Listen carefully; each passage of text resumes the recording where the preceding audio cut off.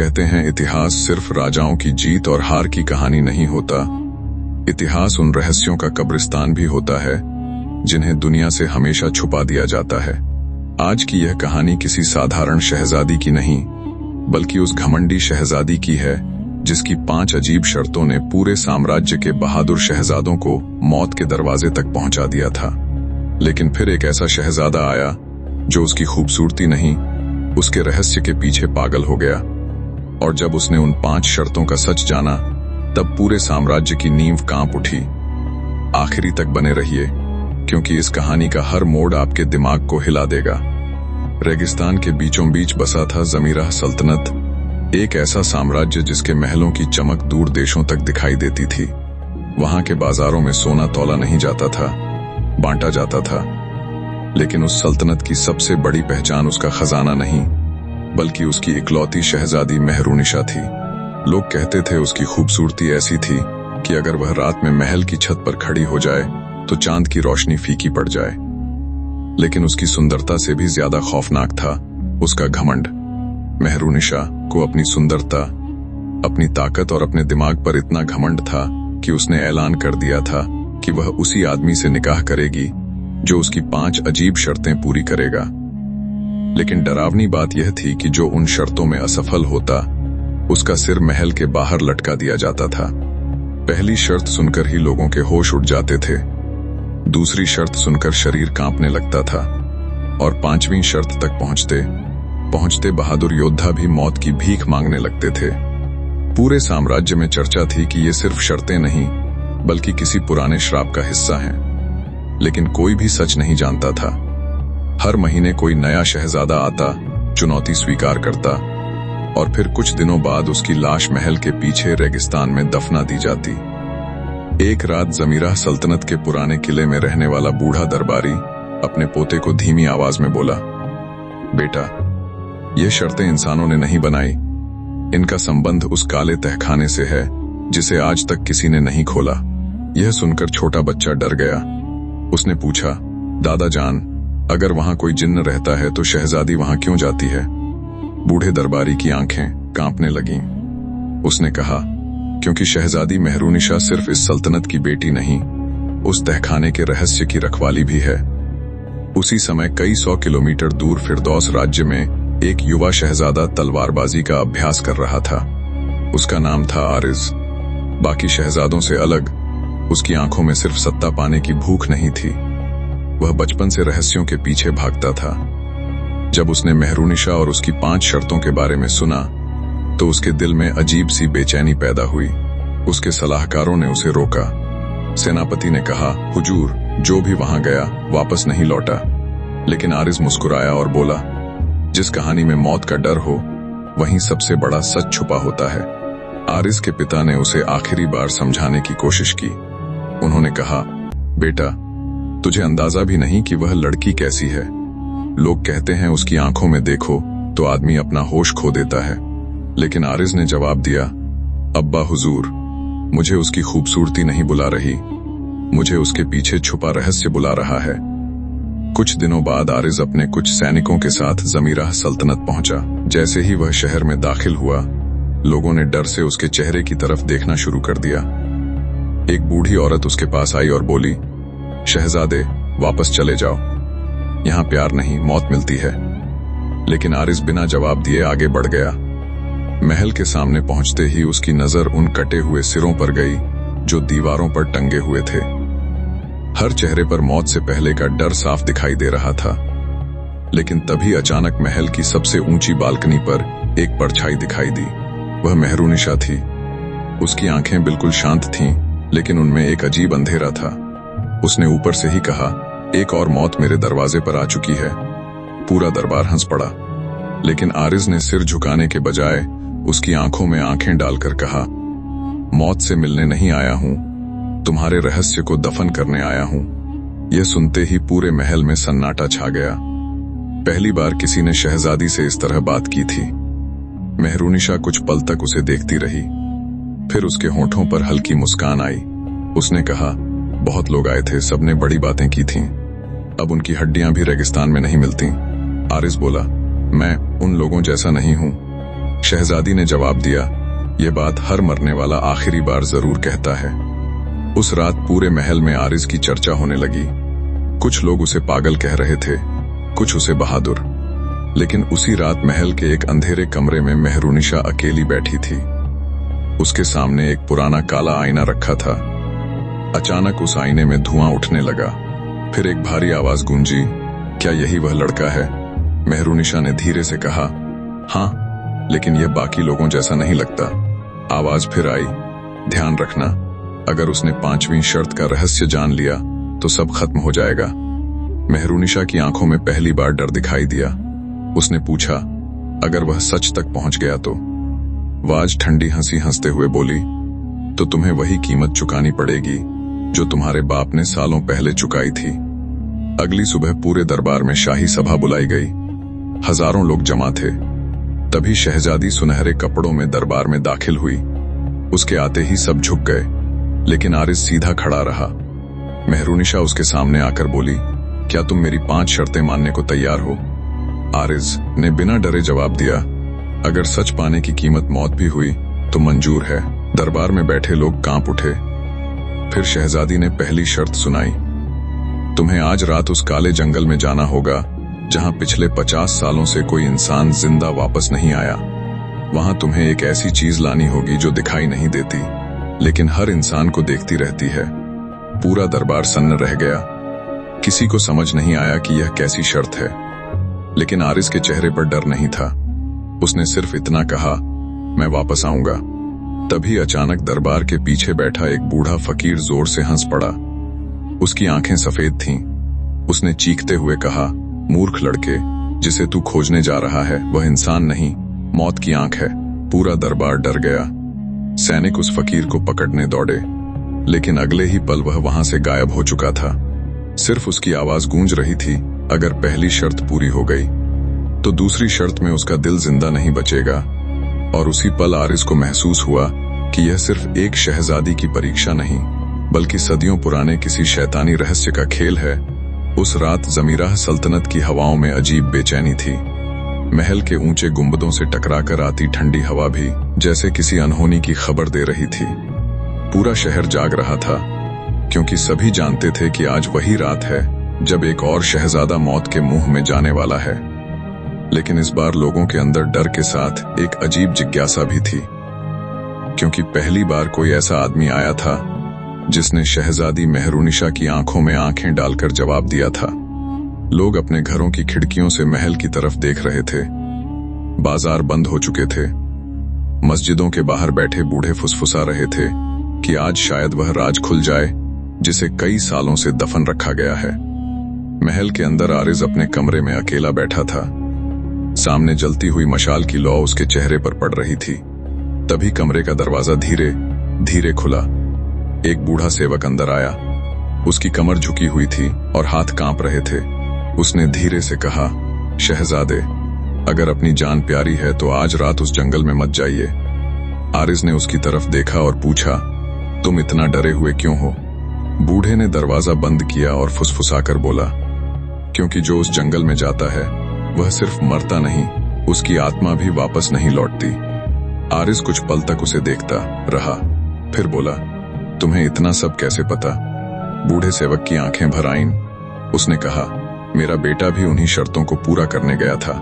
उसकी लाश तो मिली, लेकिन उसका चेहरा ऐसा था जैसे उसने मौत से भी भयानक कुछ देख लिया हो। यह कहते हुए बूढ़े के हाथ कांपने लगे। उसने अपनी जेब से एक पुरानी ताबीज निकाली और आरिज के हाथ में रख दी।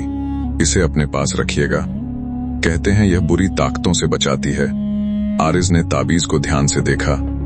उस पर अजीब निशान बने हुए थे, बिल्कुल वही निशान जो उसने बचपन में अपने पिता की पुरानी किताबों में देखे थे। तभी उसके दिमाग में एक पुरानी बात गूंजने लगी। उसके पिता ने एक बार कहा था, कुछ निशान ऐसे होते हैं जिन्हें इंसानों ने नहीं बनाया होता। आरिज की आंखें सिकुड़ गईं। उसे लगने लगा कि यह कहानी उससे कहीं ज्यादा पुरानी और खतरनाक है जितना उसने सोचा था। आधी रात होते ही महल के दरवाजे खोले गए। सैनिक मशालें लेकर खड़े थे। दूर रेगिस्तान के उस पार काला जंगल दिखाई दे रहा था। वही जंगल जिसके बारे में कहा जाता था कि वहां इंसानों से ज्यादा परछाइयां रहती हैं। शहजादी मेहरुनिशा महल की सीढ़ियों पर खड़ी थी। उसकी आंखें बिल्कुल शांत थीं। उसने ठंडी आवाज में कहा, अगर सूरज निकलने से पहले तुम वापस नहीं आए तो समझ लिया जाएगा कि तुम भी बाकी लोगों की तरह हार गए। आरिज ने घोड़े पर बैठते हुए कहा, मैं हारने नहीं आया। मेहरुनिशा हल्का सा मुस्कुराई, लेकिन उसकी मुस्कान में अजीब दर्द छुपा था। शायद पहली बार उसके अंदर भी डर पैदा हो रहा था, क्योंकि उसे महसूस हो रहा था कि यह शहजादा बाकी सबसे अलग है। जैसे जैसे आरिस जंगल के करीब पहुंच रहा था, हवा भारी होती जा रही थी। पेड़ों की शाखाएं ऐसे हिल रही थीं जैसे कोई अदृश्य चीज उन्हें पकड़कर झकझोर रही हो। घोड़ा अचानक रुक गया। उसकी सांसें तेज हो गईं। वह आगे बढ़ने से डर रहा था। तभी जंगल के अंदर से धीमी फुसफुसाहट सुनाई दी। ऐसा लग रहा था जैसे हजारों लोग एक साथ कुछ बोल रहे हों, लेकिन शब्द समझ नहीं आ रहे थे। आरिज ने तलवार निकाली और धीरे धीरे जंगल के अंदर कदम रखा। अंदर अंधेरा इतना घना था कि मशाल की रोशनी भी कमजोर पड़ने लगी। अचानक उसे लगा जैसे कोई उसके पीछे चल रहा है। उसने मुड़कर देखा, लेकिन वहां कोई नहीं। तभी पेड़ों के बीच सफेद कपड़ों में एक औरत दिखाई दी। उसके लंबे बाल जमीन तक लटक रहे थे। वह धीरे धीरे पीछे की तरफ चल रही थी। आरिज ने आवाज लगाई, कौन हो तुम? लेकिन कोई जवाब नहीं मिला। वह औरत बस आगे बढ़ती रही।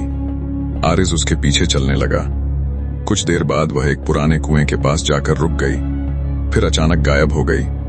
आरिज के शरीर में सिहरन दौड़ गई। उसने कुएं के अंदर झांका। नीचे सिर्फ अंधेरा था, लेकिन तभी कुएं के अंदर से किसी आदमी की चीख सुनाई दी, बचाओ, मुझे यहां से निकालो। आवाज इतनी दर्दनाक थी कि आरिज के रोंगटे खड़े हो गए। उसने मशाल नीचे की तरफ की। तभी उसे कुएं की दीवारों पर नाखूनों के निशान दिखाई दिए, जैसे किसी ने बाहर निकलने की बहुत कोशिश की हो। अचानक नीचे से फिर आवाज आई, आरिज नीचे आओ, सच यहीं छुपा है। आरिज का दिल तेजी से धड़कने लगा। उसने कभी अपना नाम उस जंगल में नहीं बताया था, फिर नीचे मौजूद चीज उसका नाम कैसे जानती थी। तभी उसके गले में पहनी ताबीज गर्म होने लगी। अचानक उसे बूढ़े सेवक की बात याद आई, कुछ आवाजें इंसानों की नहीं होती। तभी पीछे से किसी ने उसके कंधे पर हाथ रखा। आरिस बिजली की तरह पलटा। सामने वही बूढ़ा फकीर खड़ा था जो दरबार में दिखाई दिया था। उसकी सफेद आंखें अंधेरे में चमक रही थीं। उसने धीरे से कहा, अगर जिंदा रहना चाहता है तो इस कुएं में मत उतरना। आरिज ने तलवार उसकी तरफ कर दी। तुम कौन हो? फकीर हंसा। उसकी हंसी सुनकर जंगल की हवा भारी हो गई। उसने कहा, मैं वह हूं जिसने इस सल्तनत का असली चेहरा देखा है। आरिज ने पूछा, तुम्हें पहली शर्त का जवाब पता है? फकीर की मुस्कान गायब हो गई। उसने कहा, जिस चीज को तू खोज रहा है वह कोई वस्तु नहीं, एक अभिशाप है। अचानक जंगल में जोरदार तूफान उठने लगा। पेड़ हिलने लगे। दूर कहीं औरतों के रोने की आवाजें आने लगीं। फकीर ने घबराकर कहा, वे आ गईं। आरिज कुछ समझ पाता उससे पहले अंधेरे में दर्जनों लाल आंखें चमकने लगीं। धीरे धीरे काले साए पेड़ों के पीछे से बाहर आने लगे। उनके शरीर इंसानों जैसे थे, लेकिन चेहरे पूरी तरह जले हुए थे। एक साया डरावनी आवाज में बोला, एक और शहजादा दूसरा बोला, इसकी आत्मा हमारी होगी। आरिज ने तलवार मजबूती से पकड़ ली, लेकिन तभी फकीर चिल्लाया, तलवार से कुछ नहीं होगा, भागो यहां से। अचानक उन सायों ने हमला कर दिया। आरिज तेजी से पीछे हटने लगा। उसका घोड़ा डर के मारे भाग चुका था। चारों तरफ सिर्फ चीखें और डरावनी हंसी गूंज रही थी। तभी उसकी नजर एक पेड़ पर पड़ी जहां एक काला कपड़ा लटका हुआ था। उस कपड़े पर वही निशान बने थे जो उसकी ताबीज पर थे।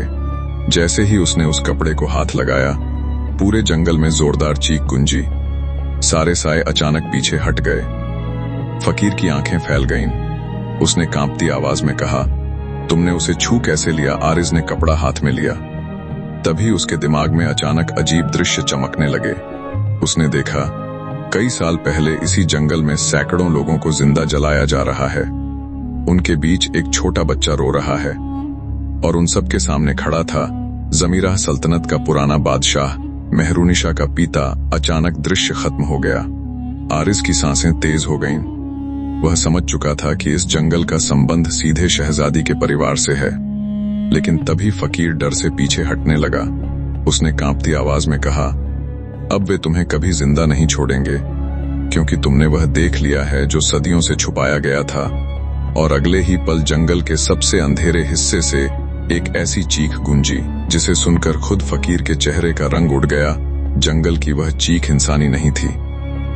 ऐसा लग रहा था जैसे किसी ने सदियों से बंद पड़े नरक का दरवाजा खोल दिया हो। पूरी जमीन कांपने लगी। पेड़ों पर बैठे काले कौवे अचानक आसमान में उड़ने लगे। हवा में जलते हुए मांस की बदबू फैल गई। आरिज ने पहली बार अपने सीने में डर महसूस किया, लेकिन उसके हाथ अब भी उस काले कपड़े को मजबूती से पकड़े हुए थे। वही कपड़ा जिसने उन खौफनाक सायों को पीछे हटने पर मजबूर कर दिया था। बूढ़ा फकीर कांपती आवाज में बोला, इसे तुरंत फेंक दो वरना वे जाग जाएंगे। आरिज ने उसकी तरफ देखा और पूछा, ये कौन है और इस कपड़े में ऐसा क्या है? फकीर की सांसें तेज हो गईं। उसने डरते हुए कहा, यह कोई साधारण कपड़ा नहीं, यह उन लोगों का आखिरी निशान है जिन्हें जिंदा जलाकर मार दिया गया था, और जिन्होंने उन्हें जलाया वे थे जमीराह सल्तनत के असली शासक। तभी जंगल के अंधेरे हिस्से से भारी कदमों की आवाज आने लगी। धड़ धड़ धड़ हर कदम के साथ जमीन हिल रही थी। धीरे धीरे एक विशाल काला साया सामने आया। उसका शरीर इंसान जैसा था, लेकिन चेहरा पूरी तरह राख से ढका हुआ था। उसकी आंखें अंगारों की तरह जल रही थीं। उसके हाथ में लोहे की भारी जंजीर थी जिस पर सूखा हुआ खून लगा था। फकीर अचानक घुटनों के बल बैठ गया। उसकी आंखों में दहशत भर गई। वह बड़बड़ाने लगा, राख का रखवाला यह जाग गया। आरिज ने तलवार निकाल ली, लेकिन उसके अंदर कहीं न कहीं एहसास हो चुका था कि सामने खड़ी चीज इंसान नहीं है। वह काला साया धीरे धीरे आरिज के करीब आया। फिर उसकी डरावनी आवाज जंगल में गूंजी, तूने उनकी याद को छुआ है। उसकी आवाज इतनी भारी थी कि पेड़ों की पत्तियां कांपने लगीं। आरिज ने हिम्मत जुटाकर पूछा, ये लोग कौन थे? कुछ पल के लिए सन्नाटा छा गया। फिर वह साया बोला, वे लोग जिनका सच इस सल्तनत ने आग में दफना दिया। तभी अचानक आरिज के हाथ में पकड़ा कपड़ा चमकने लगा। उसके सामने फिर अजीब दृश्य उभरने लगे। उसने देखा, कई साल पहले जमीराह सल्तनत में भयंकर सूखा पड़ा था। लोग भूख से मर रहे थे। पूरा राज्य तबाही के कगार पर था। तभी महल में एक रहस्यमयी आदमी आया। उसने बादशाह से कहा, अगर तुम अपनी सल्तनत बचाना चाहते हो तो तुम्हें एक सौदा करना होगा। उस आदमी का चेहरा दिखाई नहीं दे रहा था, बस उसकी आंखें लाल चमक रही थीं। उसने बादशाह को एक काली किताब दी। किताब के ऊपर वही निशान बना था जो ताबीज और कपड़े पर था। फिर उसकी आवाज गूंजी, तुम्हें सिर्फ 100 लोगों की बलि देनी होगी, बदले में तुम्हारा साम्राज्य कभी खत्म नहीं होगा। आरिज की सांसें रुक गईं। उसने देखा, बादशाह ने रात के अंधेरे में गरीब लोगों को पकड़वाना शुरू कर दिया। बच्चों, औरतों और बूढ़ों को जंगल के बीच लाया गया। फिर उन्हें जिंदा आग में फेंक दिया गया। उनकी चीखें पूरे जंगल में गूंजती रहीं। लेकिन सबसे खौफनाक बात यह थी कि उन सबके सामने खड़ी एक छोटी लड़की यह सब देख रही थी। वह लड़की कोई और नहीं, छोटी मेहरुनिशा थी। दृश्य खत्म होते ही आरिज जोर से पीछे हट गया। उसका पूरा शरीर कांप रहा था। अब उसे समझ आ चुका था कि यह जंगल क्यों श्रापित है। यह सिर्फ मौत का जंगल नहीं, हजारों मासूमों की आत्माओं का कब्रिस्तान था। फकीर धीरे धीरे उसके पास आया और बोला, अब तुझे समझ आया कि शहजादी की शर्तें क्यों खतरनाक हैं? आरिज ने गुस्से में पूछा, लेकिन मेहरुनिशा यह सब क्यों कर रही है? अगर उसे सच पता है तो वह लोगों को मरने क्यों भेजती है? फकीर ने गहरी सांस ली, फिर धीमी आवाज में बोला, क्योंकि वह मजबूर है। आरिज हैरान रह गया। मजबूर? फकीर बोला, उसके पिता ने जो सौदा किया था उसका असर आज तक खत्म नहीं हुआ। हर कुछ सालों में उस अंधेरी ताकत को नई आत्माएं चाहिए होती हैं, और अगर उसे बलि ना मिले तो पूरा जमीराह सल्तनत राख बन जाएगा। आरिज की आंखें फैल गईं। तो ये 5 शर्तें फकीर ने बात पूरी की। बलि चुनने का तरीका है। तभी अचानक जंगल में फिर चीखें गूंजने लगीं। सारे काले साए एक साथ आरिज की तरफ देखने लगे। राख का रखवाला जोर से गरजा। वह सच जान चुका है। अगले ही पल सारे साए उसकी तरफ दौड़ पड़े। आरिज तेजी से भागने लगा। पीछे सैकड़ों कदमों की आवाजें गूंज रही थीं। हवा इतनी ठंडी हो चुकी थी कि सांस लेना मुश्किल हो रहा था। तभी उसके सामने एक पुराना टूटा हुआ मंदिर दिखाई दिया। वह अंदर घुस गया। और भारी पत्थर का दरवाजा बंद कर दिया। बाहर लगातार चीखें सुनाई दे रही थीं। कोई दरवाजा पीट रहा था। पूरा मंदिर कांप रहा था। आरिज ने मशाल उठाई और मंदिर के अंदर देखने लगा। दीवारों पर अजीब चित्र बने थे। एक चित्र में बादशाह किसी काली ताकत के सामने झुका हुआ था। दूसरे चित्र में लोग आग में जल रहे थे। लेकिन तीसरा चित्र देखकर उसके पैरों तले जमीन खिसक गई। उस चित्र में मेहरुनिशा दिखाई दे रही थी, लेकिन उसके सिर पर इंसानों जैसा मुकुट नहीं, सिंगों जैसा काला ताज था। और उसके पीछे खड़ी थी वही लाल आंखों वाली परछाई जो काले आईने में दिखाई देती थी। तभी मंदिर के अंदर अचानक ठंडी हवा चली। मशाल बुझ गई। पूरा कमरा अंधेरे में डूब गया। फिर किसी औरत की धीमी आवाज गूंजी। आरिज उसने घबराकर पूछा, कौन है? अंधेरे में सफेद रोशनी उभरी। धीरे धीरे एक लड़की सामने आई। उसके कपड़े जले हुए थे, चेहरा राख से भरा था, लेकिन उसकी आंखों में दर्द साफ दिखाई दे रहा था। उसने कहा, हम वही लोग हैं जिन्हें धोखे से जलाया गया था। आरिज समझ गया कि वह इंसान नहीं, एक आत्मा है। लड़की ने कांपती आवाज में कहा, अगर तुमने मेहरुनिशा को नहीं रोका तो यह सल्तनत हमेशा के लिए अंधेरे में डूब जाएगी। आरिज ने पूछा, लेकिन मैं उसे कैसे रोकूं? लड़की कुछ पल चुप रही। फिर उसने धीरे से कहा, 5वीं शर्त पूरी होने से पहले तुम्हें उस तहखाने तक पहुंचना होगा जहां असली रहस्य छुपा है। अचानक बाहर जोरदार धमाका हुआ। मंदिर का दरवाजा टूटने लगा। राख का रखवाला गरज रहा था। लड़की की आवाज घबराने लगी। उसने जल्दी से कहा, ध्यान रखना, शहजादी उतनी निर्दयी नहीं जितनी दिखाई देती है। असली शैतान कोई और है। इतना कहकर वह आत्मा अचानक गायब हो गई। अगले ही पल मंदिर का दरवाजा टूट गया। दर्जनों काले साए अंदर घुस आए। उनकी लाल आंखें अंधेरे में चमक रही थीं।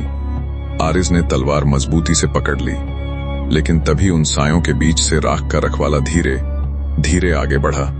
उसने भारी आवाज में कहा, अब तू कभी इस जंगल से बाहर नहीं जाएगा। और उसी पल मंदिर की जमीन फटने लगी। मंदिर की जमीन धीरे धीरे टूट रही थी। पत्थरों के नीचे से काला धुआं निकलने लगा। पूरा कमरा ऐसे कांप रहा था जैसे धरती के नीचे कोई विशाल चीज जाग चुकी हो। आरिज तेजी से पीछे हटा, लेकिन तभी उसका पैर फिसला और वह सीधे नीचे अंधेरे गड्ढे में गिर पड़ा। ऊपर से राख का रखवाला डरावनी आवाज में गरजा। उसके बाद सब कुछ अंधेरे में डूब गया। कुछ देर बाद जब आरिज की आंख खुली तो उसके सिर में तेज दर्द हो रहा था। चारों तरफ गहरा अंधेरा था। हवा में नमी और सड़ांध भरी हुई थी। उसने मशाल जलाने की कोशिश की। जैसे ही हल्की रोशनी फैली, उसकी सांस रुक गई। वह किसी पुराने भूमिगत रास्ते में था। दीवारों पर जंजीरें लटकी हुई थीं। जमीन पर इंसानी हड्डियां बिखरी पड़ी थीं। ऐसा लग रहा था जैसे यहां वर्षों से मौत कैद हो। आरिज धीरे धीरे आगे बढ़ने लगा। तभी उसे महसूस हुआ कि कोई उसके पीछे चल रहा है। उसने तुरंत तलवार निकालकर पीछे देखा, लेकिन वहां कोई नहीं था, सिर्फ अंधेरी दीवारें थीं। तभी अचानक कहीं दूर से बच्चों के रोने की आवाज आने लगी। आवाज इतनी दर्दनाक थी कि उसके शरीर में सिहरन दौड़ गई। वह आवाज का पीछा करते हुए आगे बढ़ा। कुछ दूर जाने पर उसे लोहे का एक विशाल दरवाजा दिखाई दिया। दरवाजे पर वही काला निशान बना था जो ताबीज और काले कपड़े पर था, लेकिन इस बार उस निशान के नीचे खून से कुछ लिखा हुआ था, जो अंदर जाएगा वह सच देखकर जिंदा नहीं रह पाएगा।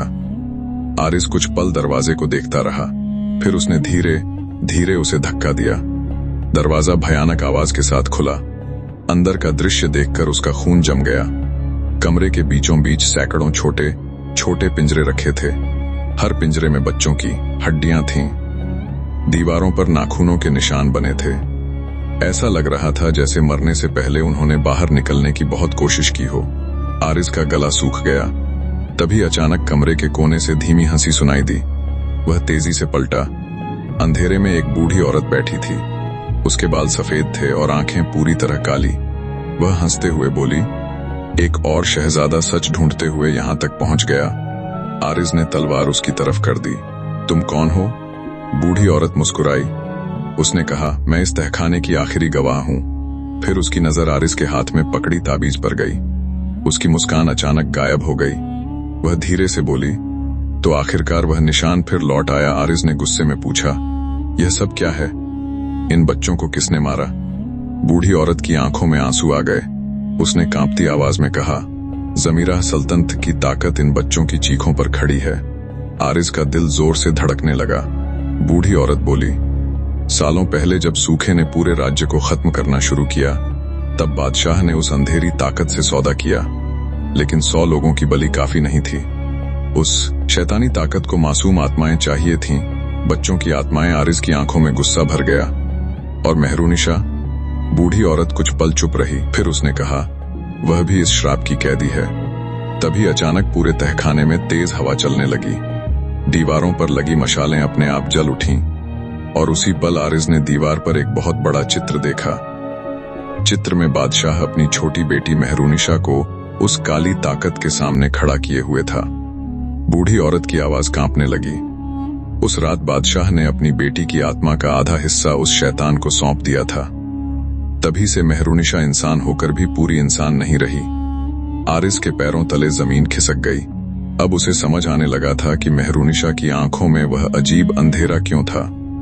बूढ़ी औरत आगे बोली, हर कुछ सालों में वह ताकत जागती है, और जब तक उसे नई आत्माएं ना मिलें, वह मेहरुनिशा को अंदर से जलाने लगती है। अचानक कमरे में किसी के चलने की आवाज गूंजी। धड़ धड़ धड़। बूढ़ी औरत का चेहरा डर से सफेद पड़ गया। उसने फुसफुसाकर कहा, वह आ गया। अगले ही पल अंधेरे से एक लंबा काला साया बाहर आया। उसकी आंखें आग की तरह चमक रही थीं। उसके चेहरे पर इंसानी चमड़ी जैसी परत थी, लेकिन उसके नीचे कुछ और छुपा हुआ दिखाई दे रहा था। आरिज ने तलवार उठा ली, लेकिन बूढ़ी औरत डर के मारे घुटनों पर गिर गई। मत देखो, इसकी आंखों में वह चीखी, लेकिन तब तक देर हो चुकी थी। जैसे ही आरिज की नजर उस साए की आंखों से मिली, उसके दिमाग में अजीब दृश्य चमकने लगे। उसने देखा, मेहरुनिशा रात के अंधेरे में रो रही है। वह अपने हाथों से किसी को मारना नहीं चाहती, लेकिन उसके शरीर पर काली परछाइयां लिपटी हुई हैं। फिर उसने देखा, वही काला साया उसके कान में कुछ फुसफुसाता है, और अगले ही पल मेहरुनिशा की आंखें पूरी तरह काली हो जाती हैं। दृश्य खत्म होते ही आरिज जोर से जमीन पर गिर पड़ा। उसका सिर दर्द से फटने लगा। काला साया धीरे धीरे उसके करीब आया। फिर उसकी भारी आवाज गूंजी, तू सच के बहुत करीब पहुंच चुका है। आरिज ने दर्द में भी पूछा, तू कौन है? साया हंसा। उसकी हंसी सुनकर पूरा तहखाना कांप उठा। फिर उसने कहा, मैं वह हूं जिसने इस सल्तनत को बनाया, और मैं ही इसे खत्म करूंगा। तभी अचानक आरिज की ताबीज चमकने लगी। तेज रोशनी पूरे कमरे में फैल गई। काला साया दर्द से चीख उठा और पीछे हट गया। बूढ़ी औरत ने मौका देखकर आरिज का हाथ पकड़ा और चिल्लाई, भागो, इससे पहले कि यह अपना असली रूप दिखा दे। दोनों तेजी से तहखाने के दूसरे रास्ते की तरफ भागने लगे। पीछे से काले साए की गूंजती हुई आवाज आ रही थी, तुम दोनों कहीं नहीं बचोगे। आरिज भागते हुए अचानक एक बड़े कक्ष में पहुंचा। वहां दीवारों पर पुराने नक्शे बने थे। बीच में पत्थर की एक विशाल मेज रखी थी, और उस मेज पर रखा था एक पुराना मुकुट, काले लोहे का बना हुआ, बिल्कुल वैसा ही जैसा उसने मंदिर की दीवार पर बने चित्र में देखा था। बूढ़ी औरत अचानक डर के मारे रुक गई। उसने कांपती आवाज में कहा, इसे मत छूना, यही वह चीज है जिसने पूरी सल्तनत को श्रापित किया। लेकिन तभी पीछे से काला साया फिर दिखाई दिया। इस बार उसका शरीर बदलने लगा था। उसकी इंसानी चमड़ी फट रही थी। अंदर से काला धुआं निकल रहा था। उसकी आंखें पहले से ज्यादा भयानक हो चुकी थीं। वह गरजते हुए बोला, अगर जिंदा रहना चाहता है तो मुकुट मुझे दे दे। लेकिन उसी पल आरिज को महसूस हुआ कि उस मुकुट के अंदर कोई रहस्य छुपा है। ऐसा रहस्य जो शायद मेहरुनिशा और इस पूरी सल्तनत को हमेशा के लिए बदल सकता था। तहखाने के उस विशाल कक्ष में अजीब सन्नाटा पसरा हुआ था। सामने पत्थर की मेज पर रखा काला मुकुट हल्की लाल रोशनी छोड़ रहा था। ऐसा लग रहा था जैसे वह कोई निर्जीव चीज नहीं, बल्कि सांस ले रहा हो। उसकी सतह पर बने अजीब निशान धीरे धीरे चमक रहे थे। पूरा कमरा उसी रोशनी से कांपता हुआ दिखाई दे रहा था। बूढ़ी औरत बार बार कांपती आवाज में कह रही थी, इसे मत छूना। जिसने भी इसे छुआ वह इंसान नहीं रहा, लेकिन आरिज की नजर उस मुकुट से हट नहीं रही थी। उसके अंदर अजीब खिंचाव महसूस हो रहा था, जैसे कोई चीज उसे बुला रही हो। तभी पीछे खड़ा वह काला साया अचानक गरजा, मुकुट मुझे सौंप दो। उसकी आवाज इतनी भारी थी कि दीवारों से मिट्टी गिरने लगी। बूढ़ी औरत डरकर पीछे हट गई, लेकिन आरिज ने पहली बार उस साय की आंखों में गौर से देखा। अब उसका चेहरा पूरी तरह बदल चुका था। उसकी चमड़ी पिघल रही थी, नीचे से राख और धुएं से बना असली चेहरा बाहर आ रहा था। उसकी आंखें अंगारों की तरह जल रही थीं। आरिज समझ चुका था कि सामने खड़ी चीज कोई जिन्न या साधारण शैतान नहीं, बल्कि सदियों पुरानी वह ताकत है जिसने पूरी सल्तनत को अपने कब्जे में ले रखा है। तभी अचानक उसके हाथ में पहनी ताबीज तेज गर्म होने लगी, जैसे वह उसे किसी खतरे से चेतावनी दे रही हो। लेकिन उसी पल उसके कानों में धीमी आवाज गूंजी, मुकुट उठाओ। आरिज चौंक गया। उसने इधर उधर देखा, वहां कोई नहीं था। फिर वही आवाज आई, अगर सच जानना है तो मुकुट उठाओ। बूढ़ी औरत चीख पड़ी, नहीं, उसकी बात मत सुनो। लेकिन तब तक देर हो चुकी थी। आरिज ने धीरे धीरे हाथ बढ़ाया और मुकुट को छू लिया। जैसे ही उसकी उंगलियां मुकुट से टकराईं, पूरे तहखाने में जोरदार धमाका हुआ। लाल रोशनी चारों तरफ फैल गई। आरिज की आंखों के सामने अंधेरा छा गया और अगले ही पल उसके दिमाग में ऐसे दृश्य उभरने लगे जिन्हें देखकर उसकी रूह कांप उठी। उसने देखा कई 100 साल पहले जमीराह सल्तनत एक छोटा सा गरीब राज्य था। वहां का राजा कमजोर और डरपोक था। पड़ोसी सल्तनतें उस पर हमला करने वाली थीं। उसी दौरान रेगिस्तान के बीच एक रहस्यमयी साधु महल में आया। उसके हाथ में यही काला मुकुट था। उस साधु ने राजा से कहा, अगर तू यह मुकुट पहन ले तो पूरी दुनिया तेरे कदमों में होगी। राजा लालच में आ गया, लेकिन साधु ने एक शर्त रखी, यह ताकत मुफ्त नहीं मिलेगी। बदले में तुझे अपने खून की हर पीढ़ी इस मुकुट की गुलाम बनानी होगी। राजा ने बिना सोचे समझे सौदा कर लिया। जैसे ही उसने मुकुट पहना, उसकी आंखें काली हो गईं, पूरा महल कांपने लगा और उसी रात पहली बार उस सल्तनत में लोगों की रहस्यमयी मौतें शुरू हुईं। दृश्य तेजी से बदलने लगे। आरिज ने देखा, हर पीढ़ी में यह मुकुट एक नए शासक को दिया जाता रहा और हर बार उस ताकत को इंसानी आत्माओं की बलि दी जाती रही। लेकिन फिर एक दिन मेहरुनिशा के पिता ने लालच में आकर नियम तोड़ दिया। उसने ज्यादा ताकत पाने के लिए मासूम बच्चों की बलि देनी शुरू कर दी। तभी यह ताकत पूरी तरह जाग गई। अचानक दृश्य बदल गया। अब आरिज ने छोटी मेहरुनिशा को देखा। वह रो रही थी। उसके पिता उसे जबरदस्ती उसी तहखाने में ला रहे थे। सामने वही काला मुकुट रखा था। छोटी मेहरुनिशा डर से कांप रही थी। वह बार बार कह रही थी, अब्बा हुजूर, मुझे डर लग रहा है। लेकिन उसके पिता ने उसकी एक ना सुनी। उन्होंने उसका हाथ पकड़कर मुकुट पर रख दिया। अगले ही पल काला धुआं मेहरुनिशा के शरीर में समाने लगा। उसकी दर्दनाक चीख पूरे तहखाने में गूंज उठी और उसी पल वह मासूम बच्ची हमेशा के लिए बदल गई। दृश्य खत्म होते ही आरिज जोर से पीछे गिर पड़ा। उसकी सांसें तेज चल रही थीं। अब उसे समझ आ चुका था कि मेहरुनिशा इतनी निर्दयी क्यों बन गई थी। वह खुद इस श्राप की सबसे बड़ी शिकार थी। लेकिन तभी सामने खड़ा काला साया हंसने लगा। उसकी हंसी इतनी भयानक थी कि पूरा कमरा कांप उठा। उसने कहा, अब तू सब जान चुका है, लेकिन अब यहां से जिंदा नहीं जा पाएगा। अचानक उसका शरीर और बड़ा होने लगा। उसकी पीठ से धुएं जैसी काली भुजाएं निकल आईं। उसकी आंखें आग की तरह चमकने लगीं। बूढ़ी औरत डर से जमीन पर गिर गई। वह कांपती आवाज में बोली, यह अपना असली रूप ले रहा है। आरिज ने तलवार उठाई, लेकिन अंदर कहीं वह समझ चुका था कि साधारण हथियार से इस चीज को नहीं हराया जा सकता। तभी उसकी नजर मुकुट के नीचे रखी एक पुरानी किताब पर पड़ी। किताब के पन्ने खुद खुलने लगे। उनमें अजीब भाषा में कुछ लिखा था, लेकिन आश्चर्य की बात यह थी कि आरिज उन शब्दों को समझ पा रहा था। उसमें लिखा था, जिस दिन श्रापित रक्त और सच्चे दिल वाला योद्धा एक साथ खड़े होंगे, उसी दिन अंधेरे का अंत होगा। आरिज की आंखें फैल गईं। श्रापित रक्त, इसका मतलब मेहरुनिशा, और सच्चे दिल वाला योद्धा शायद वह खुद। तभी काला साया जोर से गरजा, किताब बंद कर दे। लेकिन अब आरिज डर नहीं रहा था। उसने किताब के अगले पन्ने खोले। वहां एक और रहस्य लिखा था, अंधेरी ताकत को खत्म करने के लिए 5वीं शर्त पूरी होने से पहले रूह का दरवाजा बंद करना होगा, वरना पूरी सल्तनत हमेशा के लिए अंधेरे की गुलाम बन जाएगी। आरिज समझ गया कि असली खतरा अभी बाकी है। 5वीं शर्त सिर्फ परीक्षा नहीं, बल्कि उस शैतानी ताकत को पूरी तरह आजाद करने की आखिरी रस्म थी। तभी अचानक तहखाने में जोरदार भूकंप आने लगा। दीवारें टूटने लगीं, ऊपर से मिट्टी गिरने लगी। बूढ़ी औरत डरकर चिल्लाई, वह जाग चुका है, जल्दी भागो। आरिज ने किताब उठाई और भागने लगा, लेकिन जाते जाते उसकी नजर मुकुट पर पड़ी। कुछ पल के लिए वह रुका, फिर उसने वह मुकुट भी अपने साथ उठा लिया। यह देखकर काला साया पागलों की तरह चीख उठा, नहीं, वह मुकुट यहीं छोड़ दे। उसकी चीख इतनी भयानक थी कि पूरे तहखाने की छत टूटने लगी। आरिस तेजी से अंधेरे रास्तों में भाग रहा था। पीछे वह काला राक्षस उसका पीछा कर रहा था। उसकी भारी आवाज पूरे तहखाने में गूंज रही थी।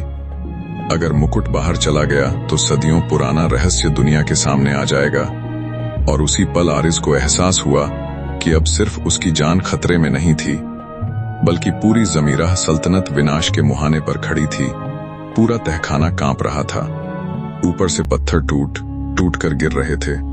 अंधेरे रास्तों में धूल और काला धुआं भर चुका था।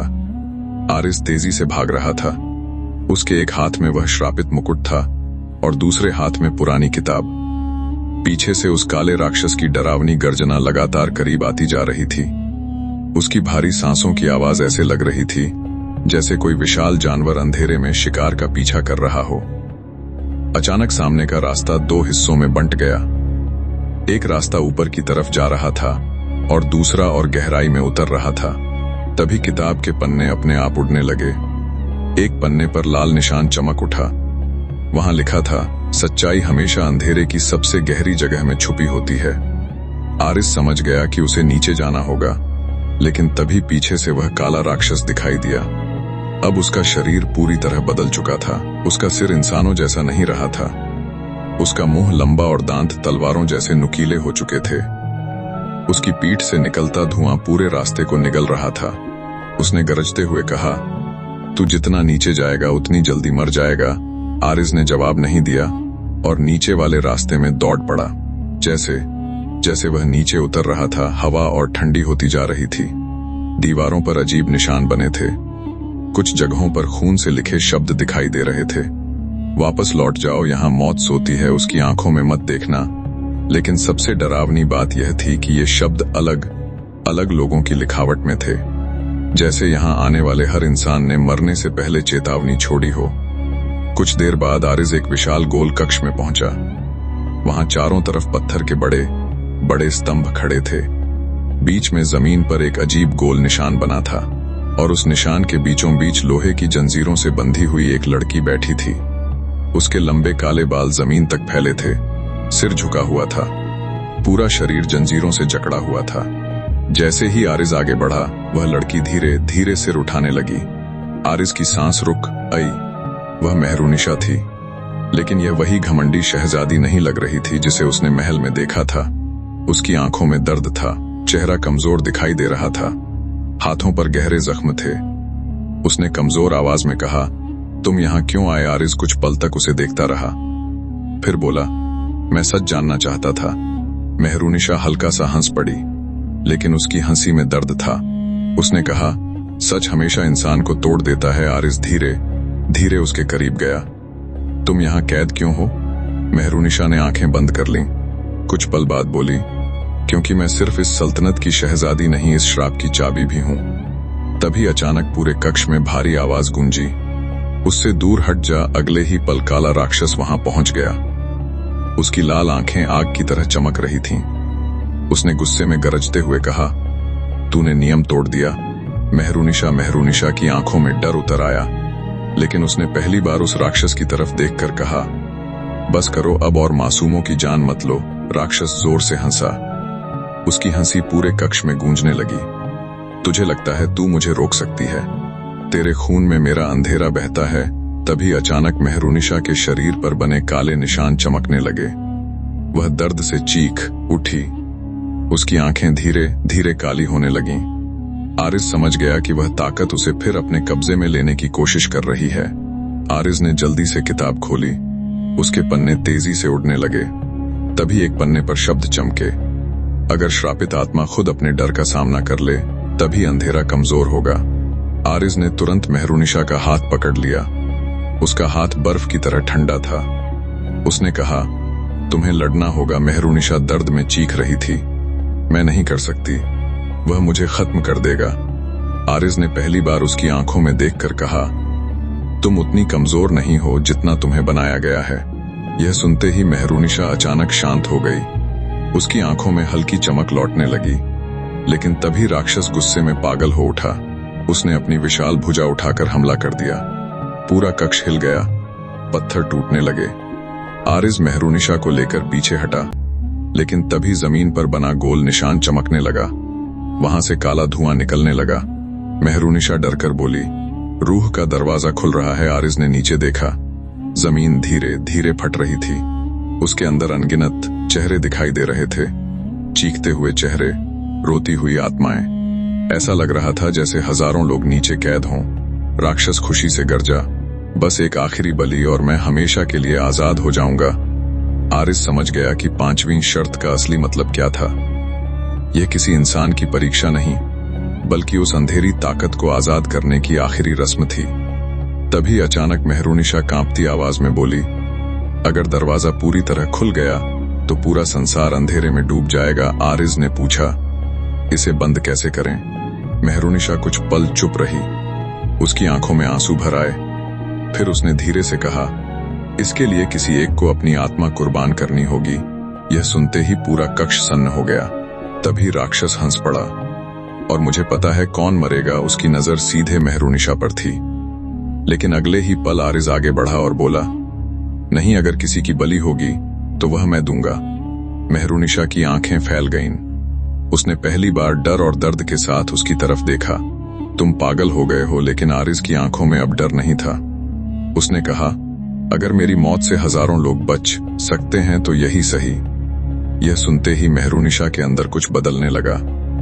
उसके चेहरे पर पहली बार घमंड नहीं, इंसानियत दिखाई दी। शायद पहली बार किसी ने उसके लिए अपनी जान देने की बात कही थी। लेकिन तभी अचानक किताब के पन्ने खुद खुल गए। उन पर नए शब्द उभरने लगे। झूठी कुर्बानी दरवाजा बंद नहीं कर सकती। असली चाबी श्रापित मुकुट में छुपी है। आरिज और मेहरुनिशा दोनों एक साथ मुकुट की तरफ देखने लगे, और उसी पल मुकुट से काली रोशनी निकलने लगी। काले मुकुट से निकलती रोशनी पूरे कक्ष में फैलने लगी। वह साधारण रोशनी नहीं थी, उसके अंदर अजीब परछाइयां घूम रही थीं। ऐसा लग रहा था जैसे हजारों आत्माएं उस मुकुट के अंदर कैद हों और बाहर निकलने के लिए तड़प रही हों। जमीन पर बना रूह का दरवाजा अब और तेजी से खुलने लगा था। नीचे से आती चीखें पूरे तहखाने को हिला रही थीं। मेहरुनिशा डर से पीछे हट गई। उसकी आंखें मुकुट पर टिकी थीं। वह कांपती आवाज में बोली, इसे यहां से दूर करो, यही सबकी जड़ है। लेकिन तभी किताब के पन्ने हवा में उड़ने लगे। उनमें बने निशान लाल आग की तरह चमकने लगे। एक पन्ने पर शब्द उभरे, जिसने मुकुट को बनाया उसकी आत्मा अब भी जिंदा है। आरिज की सांसें थम गईं। उसने तुरंत पूछा, इसका मतलब? लेकिन जवाब देने से पहले ही पूरा कक्ष अंधेरे में डूब गया। मशालें बुझ गईं, सिर्फ मुकुट की लाल चमक दिखाई दे रही थी। तभी अचानक एक भारी आवाज चारों तरफ गूंजी। सदियों बाद आखिरकार कोई यहां तक पहुंच ही गया। वह आवाज इंसानी नहीं थी, उसमें ऐसी ताकत थी कि दीवारें कांपने लगीं। अगले ही पल मुकुट के ऊपर काला धुआं इकट्ठा होने लगा। धीरे धीरे उस धुएं ने इंसानी आकार ले लिया। सामने एक लंबा आदमी खड़ा था। उसके शरीर पर काले कपड़े थे, चेहरा आधा जल चुका था, लेकिन उसकी आंखें बिल्कुल इंसानों जैसी नहीं थीं। उनमें अजीब सुनहरी आग जल रही थी। मेहरुनिशा का चेहरा डर से सफेद पड़ गया। वह फुसफुसाई, नहीं, यह नहीं हो सकता। आरिज ने पूछा, तुम इसे जानती हो? मेहरुनिशा की आंखों में आंसू आ गए। उसने कांपती आवाज में कहा, यह वही है जिसने मेरे पिता को श्राप दिया था। वह आदमी हल्का सा मुस्कुराया। उसकी मुस्कान में अजीब क्रूरता थी। उसने कहा, लोग मुझे शैतान कहते हैं, लेकिन असल में मैं इंसानों की लालच का आईना हूं। आरिज ने तलवार उठाई। तू कौन है? वह आदमी धीरे धीरे आगे बढ़ा। उसके कदमों के नीचे जमीन काली होती जा रही थी। उसने कहा, मैं जाहिर हूं, उस अंधेरे का पहला रक्षक जिसने यह मुकुट बनाया। पूरा कक्ष सन्न हो गया। जाहिर ने मुकुट को अपने हाथ में उठा लिया। जैसे ही उसने उसे छुआ, चारों तरफ भयानक चीखें गूंजने लगीं। उसने आंखें बंद करके गहरी सांस ली और बोला, कितनी खूबसूरत आवाज है, दर्द की आवाज। मेहरुनिशा गुस्से में चीखी, तूने मेरी जिंदगी बर्बाद कर दी। जाहिर हंस पड़ा। नहीं शहजादी, मैंने सिर्फ तुम्हारे परिवार की असली फितरत बाहर निकाली। ताकत चाहिए थी ना तुम्हारे बाप को, मैंने दे दी। तभी अचानक आरिस के दिमाग में कुछ चमका। उसने किताब के पुराने पन्ने पलटने शुरू किए। वहां एक जगह एक चित्र बना था। चित्र में जाहिर इंसान नहीं बल्कि एक साधारण दरबारी दिखाई दे रहा था। आरिस समझ गया। उसने तुरंत पूछा, तू पहले इंसान था? जाहिर कुछ पल के लिए चुप हो गया, फिर उसकी आंखों में अजीब दर्द उभरा। उसने धीमी आवाज में कहा, हाँ, बहुत साल पहले मैं भी इंसान था। पूरा कक्ष शांत हो गया। जाहिर धीरे धीरे बोलने लगा, मैं इस सल्तनत का सबसे वफादार आदमी था। मैंने अपने बादशाह के लिए युद्ध लड़े, अपना परिवार खो दिया, लेकिन जब सूखा पड़ा तो उसी बादशाह ने मेरे बच्चों को मरने के लिए छोड़ दिया। उसकी आवाज भारी होती जा रही थी। मैंने महल के दरवाजों पर भीख मांगी, लेकिन किसी ने मदद नहीं की। फिर एक रात रेगिस्तान में मुझे यह मुकुट मिला। उसकी आंखें अचानक खतरनाक हो गईं, और इस मुकुट ने मुझे वह ताकत दी जिससे मैं पूरी दुनिया जला सकता था। मेहरुनिशा गुस्से में बोली, तो तूने मासूमों को क्यों मारा? जाहिर हंस पड़ा, क्योंकि इंसानों को दर्द समझाने के लिए पहले उन्हें दर्द देना पड़ता है। तभी अचानक रूह का दरवाजा और ज्यादा खुल गया। नीचे से काली आत्माएं बाहर निकलने लगीं। पूरा कक्ष ठंडा हो गया। हवा में चीखें भर गईं। किताब के पन्नों पर नए शब्द चमके। अगर दरवाजा पूरी तरह खुल गया तो मृतकों का अंधेरा संसार जिंदा लोगों की दुनिया को निगल जाएगा। आरिस समझ गया कि समय बहुत कम बचा है। उसने जल्दी से पूछा, इस दरवाजे को बंद कैसे करें? किताब के अगले पन्ने खुद खुल गए। वहां लिखा था, जिस आत्मा ने अंधेरे को जन्म दिया वही उसका अंत कर सकती है। आरिस की नजर तुरंत जाहिर पर गई, लेकिन जाहिर मुस्कुरा उठा। तुम सोच रहे हो मुझे मारकर सब खत्म हो जाएगा? उसने सिर हिलाया। नहीं, अब बहुत देर हो चुकी है। तभी अचानक मेहरुनिशा दर्द से चीख उठी। उसके शरीर पर बने काले निशान तेजी से फैलने लगे। उसकी आंखें फिर काली होने लगीं। जाहिर बोला, रूह का दरवाजा खुलते ही उसका शरीर मेरा हो जाएगा। आरिस तेजी से उसके पास गया। उसने मेहरुनिशा को संभाला, लेकिन उसका शरीर बर्फ की तरह ठंडा हो चुका था। मेहरुनिशा कांपती आवाज में बोली, मुझे बचाने की कोशिश मत करो, मुझे खत्म कर दो। आरिस चौंक गया। क्या? उसकी आंखों से आंसू बहने लगे। अगर मैं जिंदा रही तो यह अंधेरा कभी खत्म नहीं होगा। तभी जाहिर जोर से हंसा। देखा, आखिरकार इसे भी समझ आ गया। लेकिन आरिस चुप रहा। फिर उसने धीरे से कहा, नहीं, कोई ना कोई रास्ता जरूर होगा। वह तेजी से किताब के पन्ने पलटने लगा। अचानक एक आखिरी पन्ने पर अजीब निशान चमकने लगे। वहां सिर्फ एक लाइन लिखी थी, जिस दिन श्रापित आत्मा सच्चा प्यार महसूस करेगी उसी दिन मुकुट कमजोर पड़ जाएगा। पूरा कक्ष सन्न रह गया। मेहरुनिशा की आंखें फैल गईं। जाहिर के चेहरे की मुस्कान पहली बार गायब हुई। आरिस धीरे धीरे मेहरुनिशा की तरफ देखने लगा। अब उसे समझ आया कि वह उसके करीब क्यों खींचता चला गया था। यह सिर्फ रहस्य नहीं था, उसके दिल में सचमुच मेहरुनिशा के लिए भावनाएं पैदा हो चुकी थीं। लेकिन तभी जाहिर गुस्से में गरजा, नहीं, यह नहीं हो सकता। उसकी आंखों में पहली बार डर दिखाई दिया, और उसी पल मुकुट में दरार पड़ने लगी। मुकुट में पड़ी वह पहली दरार पूरे तहखाने में गूंज उठी। ऐसा लगा जैसे सदियों पुराना कोई बंधन टूटने लगा हो। काले मुकुट से निकलती लाल रोशनी अचानक कमजोर पड़ गई। रूह के दरवाजे से निकलती आत्माएं दर्द से चीखने लगीं। जाहिर का चेहरा पहली बार डर से भर गया। उसने गुस्से में गरजते हुए कहा, नहीं, यह नामुमकिन है। लेकिन दरार बढ़ती जा रही थी। मेहरुनिशा कांपती आंखों से मुकुट को देख रही थी। उसके शरीर पर फैले काले निशान धीरे धीरे रुकने लगे। वह दर्द में सांस लेते हुए बोली, यह कमजोर हो रहा है। आरिस समझ चुका था कि किताब में लिखा सच था। यह श्राप ताकत से नहीं, इंसानियत और सच्चे भाव से टूट सकता था। वही चीज जिसे जाहिर ने सदियों पहले अपने अंदर मार दिया था। लेकिन तभी जाहिर की आंखों में पागलपन उतर आया। उसका शरीर धुएं में बदलने लगा। उसने चीखते हुए कहा, अगर मैं खत्म हुआ तो यह सल्तनत भी मेरे साथ खत्म होगी। अचानक पूरा तहखाना जोर जोर से कांपने लगा। दीवारों में दरारें पड़ने लगीं। ऊपर से पत्थर टूटकर गिरने लगे। रूह का दरवाजा अब पूरी तरह खुलने के करीब था। नीचे से लाखों आत्माओं की चीखें गूंज रही थीं। आरिस ने जल्दी से किताब उठाई। उसके आखिरी पन्ने पर नए शब्द उभर रहे थे। अंधेरे का अंत तभी होगा जब श्रापित मुकुट को उसी आग में जलाया जाए जहां पहली बलि दी गई थी। आरिज की आंखें फैल गईं। काला जंगल मेहरुनिशा ने कमजोर आवाज में कहा, वहीं मेरे पिता ने पहली बलि दी थी। तभी जाहिर जोर से हंसा। उसकी हंसी अब पहले से ज्यादा डरावनी थी। तुम वहां तक पहुंच ही नहीं पाओगे। अचानक उसने अपना हाथ उठाया। पूरे कक्ष में काला धुआं फैल गया। जमीन से सैकड़ों काले साए निकलने लगे। वही जली हुई आत्माएं जिनका दर्द इस तहखाने में कैद था। लेकिन इस बार वे सिर्फ भटकती आत्माएं नहीं लग रही थीं। उनकी आंखों में गुस्सा था, बदले की आग थी। जाहिर गर्जा, इन दोनों को खत्म कर दो। सारे साए आरिज और मेहरुनिशा की तरफ बढ़ने लगे। आरिज ने तलवार निकाली, लेकिन तभी मेहरुनिशा ने उसका हाथ पकड़ लिया।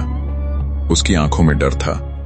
उसने कहा, इनसे लड़ना बेकार है, यह मरे हुए लोग हैं। तभी अचानक एक आत्मा बाकी सायों से अलग होकर सामने आई। उसका चेहरा आधा जला हुआ था, लेकिन उसकी आंखों में दर्द साफ दिखाई दे रहा था। वह धीरे धीरे बोली, अगर तुम सच में इस श्राप को खत्म करना चाहते हो तो जल्दी जाओ। आरिज चौंक गया। तुम हमारी मदद क्यों कर रही हो? आत्मा की आंखों से काले आंसू बहने लगे। उसने कहा, क्योंकि हम भी आजाद होना चाहते हैं। यह सुनते ही बाकी आत्माएं धीरे धीरे रुक गईं। उनकी आंखों का गुस्सा कम होने लगा। शायद सदियों बाद पहली बार उन्हें उम्मीद दिखाई दी थी। लेकिन जाहिर पागलों की तरह चीख उठा, तुम सब मेरे गुलाम हो। उसकी चीख सुनते ही कई आत्माएं दर्द से तड़पने लगीं। जाहिर ने अपनी ताकत से उन्हें फिर नियंत्रित करने की कोशिश की। तभी अचानक मेहरुनिशा आगे बढ़ी। उसकी आंखों में अब डर नहीं था। उसने जोर से कहा, बस बहुत हो चुका। अचानक उसके शरीर से तेज सफेद रोशनी निकलने लगी। उसके ऊपर बने काले निशान जलने लगे। वह दर्द से चीख उठी, लेकिन पीछे नहीं हटी। जाहिर की आंखें फैल गईं। तू यह नहीं कर सकती, मेहरुनिशा ने पहली बार पूरी ताकत से जवाब दिया। मैं अब तेरी गुलाम नहीं हूं। अचानक पूरे कक्ष में जोरदार प्रकाश फैल गया। कई काले साए चीखते हुए पीछे हट गए। जाहिर दर्द से तड़पने लगा। आरिज समझ गया कि मेहरुनिशा अंदर से उस अंधेरे का विरोध कर रही है, और जितना वह विरोध करेगी जाहिर उतना कमजोर होगा। लेकिन उसी पल रूह का दरवाजा जोर से फटने लगा। नीचे से विशाल काले हाथ बाहर निकलने लगे।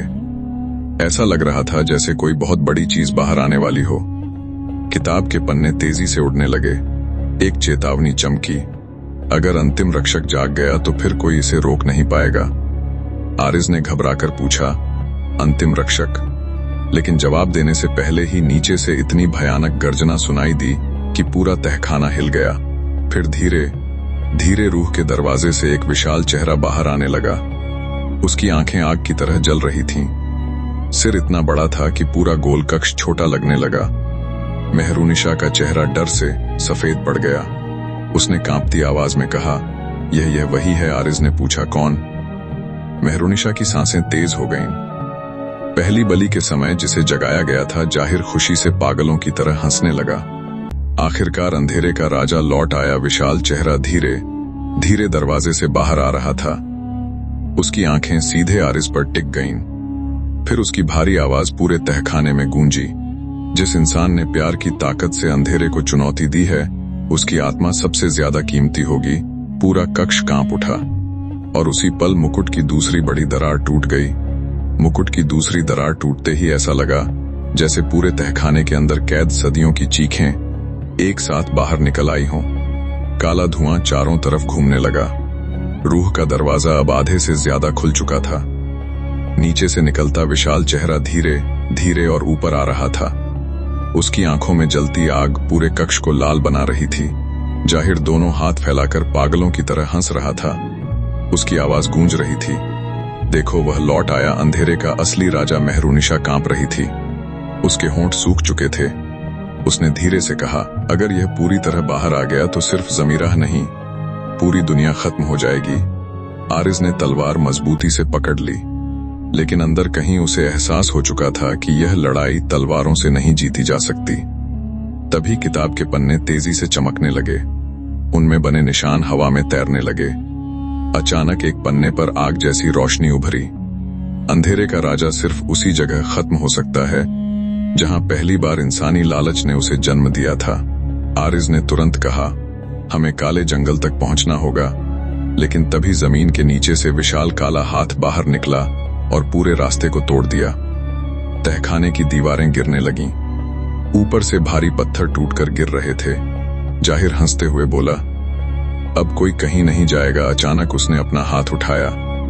अगले ही पल काले साए फिर से आरिज और मेहरूनिशा की तरफ टूट पड़े, लेकिन इस बार कुछ अलग हुआ। उन सायों में से कई आत्माएं अचानक रुक गईं। उनकी आंखों में अजीब बेचैनी दिखाई दी। शायद मेहरूनिशा की रोशनी ने उनके अंदर दबा इंसानियत का हिस्सा जगा दिया था। एक बूढ़ी आत्मा आगे बढ़ी। उसका चेहरा आधा जला हुआ था। उसने दर्द भरी आवाज में कहा, हमने बहुत साल उसकी गुलामी की, अब और नहीं। जाहिर की आंखों में आग भर गई। चुप रहो। लेकिन अब बाकी आत्माएं भी बदलने लगी थीं। वे धीरे धीरे जाहिर से दूर हटने लगीं। पूरा कक्ष कांप उठा। जाहिर पहली बार डर गया। उसने गुस्से में गरजते हुए कहा, तुम सब मेरी ताकत हो। बूढ़ी आत्मा ने जवाब दिया, नहीं, हम तेरे पाप हैं। यह सुनते ही बाकी आत्माएं एक साथ चीख उठीं। उनकी आवाज इतनी तेज थी कि जाहिर पीछे हट गया। उसके शरीर से निकलता धुआं कमजोर पड़ने लगा। आरिस समझ गया कि यही मौका है। उसने मेहरूनिशा का हाथ पकड़ा और कहा, हमें अभी निकलना होगा। दोनों तेजी से टूटते तहखाने के रास्तों में भागने लगे। पीछे विशाल राक्षस की गर्जना और जाहिर की चीखें गूंज रही थीं। तभी अचानक एक जोरदार धमाका हुआ। तहखाने की छत का बड़ा हिस्सा टूटकर गिर पड़ा। रास्ता बंद हो गया। मेहरूनिशा घबराकर बोली, अब क्या करेंगे? आरिज ने चारों तरफ देखा। तभी उसे दीवार के पीछे हल्की हवा महसूस हुई। उसने पत्थरों को हटाना शुरू किया। कुछ देर बाद वहां एक संकरा गुप्त रास्ता दिखाई दिया। दोनों जल्दी से उसके अंदर घुस गए। रास्ता बहुत पुराना था। दीवारों पर मशालें लगी थीं जो अपने आप जल उठीं।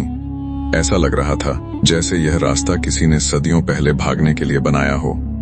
चलते चलते वे एक विशाल दरवाजे तक पहुंचे। दरवाजे पर पुराने खून से लिखा था, यहां से लौटने वाला इंसान कभी पहले जैसा नहीं रहता। आरिज ने दरवाजा खोला। अगले ही पल दोनों की आंखें फैल गईं। वे सीधे काले जंगल के बीच पहुंच चुके थे। लेकिन अब जंगल पहले जैसा नहीं था। पूरा आसमान लाल हो चुका था। पेड़ काले धुएं से जल रहे थे। जमीन के नीचे से अजीब आवाजें आ रही थीं। ऐसा लग रहा था जैसे पूरा जंगल जिंदा हो गया हो। दूर वही जगह दिखाई दे रही थी जहां पहली बलि दी गई थी। वहां आग का विशाल घेरा जल रहा था और उस घेरे के बीच एक पत्थर का पुराना स्तंभ खड़ा था। किताब अचानक चमकने लगी। उसके पन्नों पर शब्द उभरे, मुकुट को उसी अग्नि में डालो जहां पहली निर्दोष आत्मा जली थी। लेकिन तभी पीछे से भयानक गर्जना सुनाई दी। जाहिर जंगल में पहुंच चुका था। अब उसका रूप पूरी तरह बदल चुका था। उसका शरीर कई गुना बड़ा हो गया था। आंखों से आग निकल रही थी। उसकी पीठ से धुएं की विशाल परछाइयां निकल रही थीं। उसके पीछे रूह के दरवाजे से निकला विशाल अंधेरे का राजा भी धीरे धीरे जंगल की तरफ बढ़ रहा था। हर कदम पर जमीन फट रही थी। मेहरूनिशा डर से पीछे हट गई। हम देर कर चुके हैं। लेकिन आरिज ने मुकुट को मजबूती से पकड़ा। अभी नहीं। तभी जाहिर गरजा, मुकुट मुझे दे दो वरना मैं पूरी दुनिया को जला दूंगा।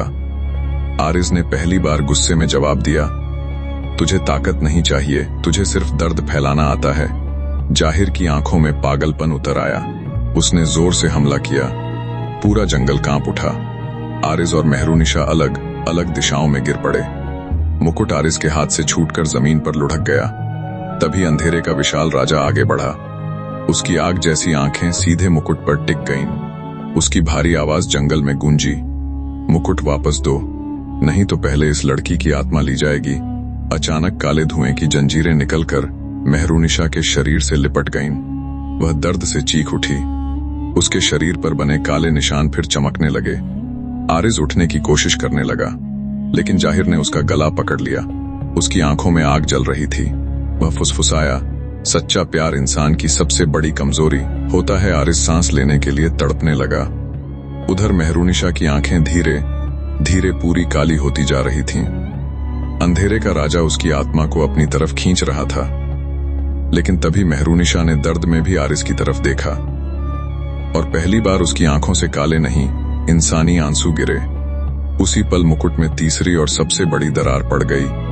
मुकुट में पड़ी तीसरी दरार के साथ ऐसा लगा जैसे पूरी धरती फट गई हो।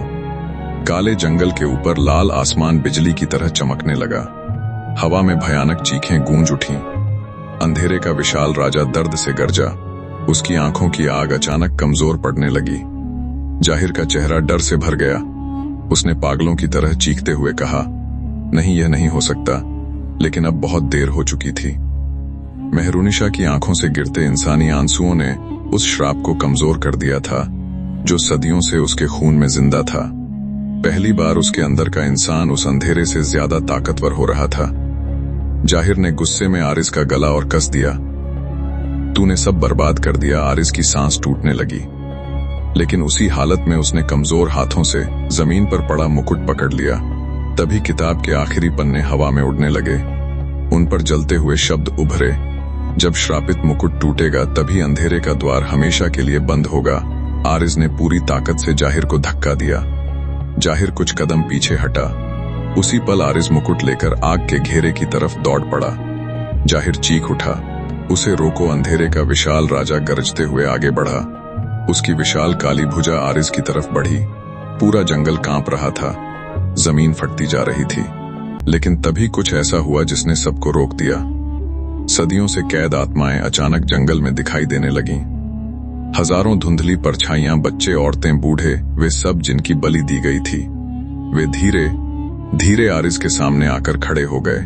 जाहिर गुस्से में चीखा, हटो मेरे रास्ते से। लेकिन इस बार कोई नहीं हटा। एक छोटी बच्ची की आत्मा आगे आई। उसका आधा चेहरा जला हुआ था। उसने धीमी आवाज में कहा, अब दर्द खत्म होगा। अचानक हजारों आत्माओं ने एक साथ अंधेरे के राजा को पकड़ लिया। वे उसके शरीर से लिपटने लगीं। विशाल राक्षस दर्द से चीखने लगा। उसकी गर्जना से आसमान कांप उठा। जाहिर पागलों की तरह चिल्लाया, तुम सब मेरे गुलाम हो। लेकिन आत्माओं की आवाज गूंजी, नहीं, अब हम आजाद हैं। उसी पल मेहरुनिशा के शरीर से काली जंजीरें टूटने लगीं।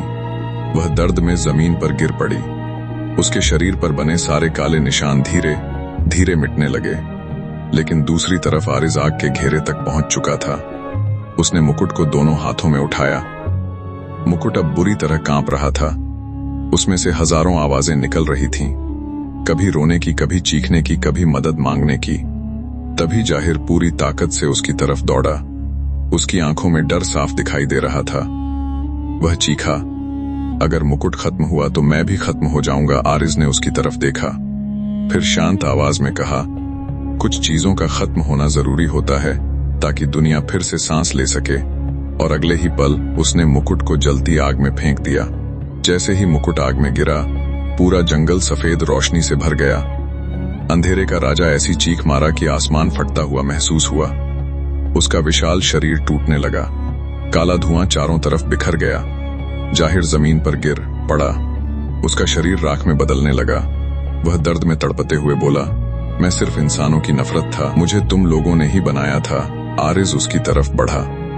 जाहिर की आंखों में पहली बार गुस्से की जगह दर्द दिखाई दे रहा था।